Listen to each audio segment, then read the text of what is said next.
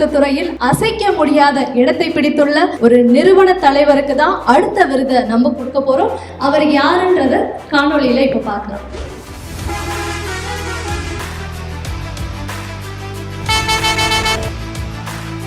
படித்து பட்டங்கள் பல பெற்றவர்கள்தான் புதுமையாக சிந்தித்து தொழிலில் வெற்றி பெற முடியும் என்பதில்லை.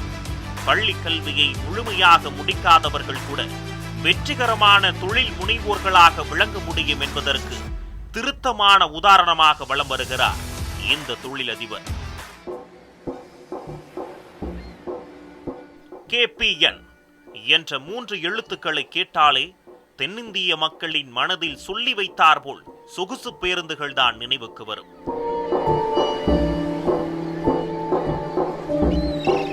அந்த அளவுக்கு போக்குவரத்து துறையில் புடம் போட்ட தங்கம் போல ஜொலிக்கிறது இவரது உழைப்பு.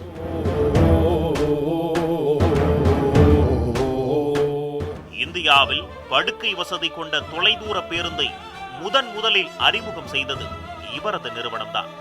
அதே உத்வேகத்துடன் ரயிலில் பயணிகளுக்கு உணவு கிடைப்பது போல எங்கள் பஸ்ஸில் பயணிப்பவர்களுக்கு உணவு வழங்கும் திட்டத்தையும் செயல்படுத்திட உள்ளோம். எதிர்காலத்தில் KPN ஏர்லைன்ஸ் என்கிற பெயரில் குறைந்த கட்டணத்தில் விமான சேவை வழங்கும் ஒரு திட்டத்தை பற்றிய யோசனையும் இருக்கிறது என்கிறார் KP நடராஜன்.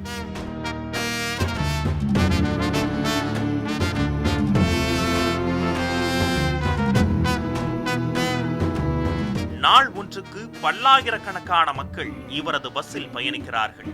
கோடிக்கணக்கான ரூபாய் சரக்குகள் இவரது வாகனத்தில் நாடெங்கிலும் எடுத்துச் செல்லப்படுகிறது. இவர் யோசித்தால் அது நிச்சயம் நிறைவேறும். காரணம், பேருந்து வாங்க வேண்டும் என்ற இவரது சிறுவயது ஆசைதான் இன்று அத்தனை பெரிதாய் வியாபித்து நிற்கிறது. 7ஆம் வகுப்பு வரை மட்டுமே படித்த இவர் 17 வயதில் கிளீனர், 18 வயதில் டிரைவர், 20 வயதில் ஒரு பஸ்ஸின் பங்குதாரர், 24 வயதில் KPN டிராவல்ஸ் என்கிற கம்பெனியின் முதலாளி என்று படிப்படியாக வளர்ந்து இன்று 1000த்திற்கும் மேற்பட்ட பஸ்கள் உள்ளிட்ட வாகனங்களை வைத்து மாபெரும் சாம்ராஜ்யத்தை நடத்தி கொண்டிருக்கிறார். தனி ஒருவரின் கனவு இன்றைக்கு ஆயிரக்கணக்கான குடும்பங்களின் வாழ்வாதாரத்தையும் பூர்த்தி செய்யும் தனி பெரும் நிறுவனமாக தழைத்தோங்கி நிற்கிறது. இனி தரை வழியில் மட்டுமின்றி வான்வழியிலும் நிச்சயம் வர்ணஜாலம் படைக்க வாழ்த்துகள்.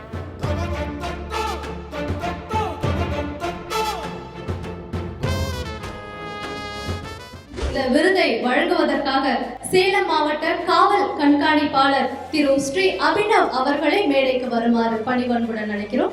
இந்த விருதினை பெற்றுக்கொள்ள KPN டிராவல்ஸ் அதிபர் திரு KP நடராஜன் அவர்களை மேடைக்கு வருமாறு அன்புடன் அழைக்கிறோம்.